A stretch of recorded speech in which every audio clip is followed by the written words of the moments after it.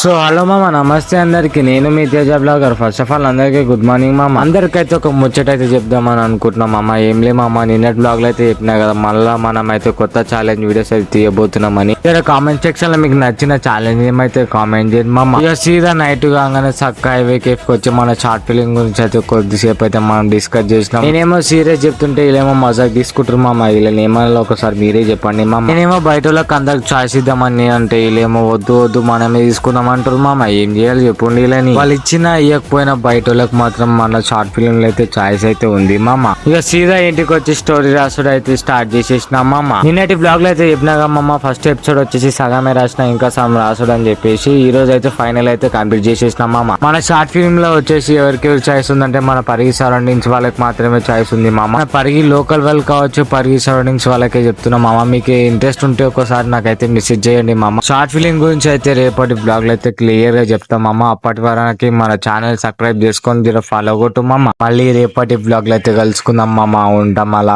Bye bye.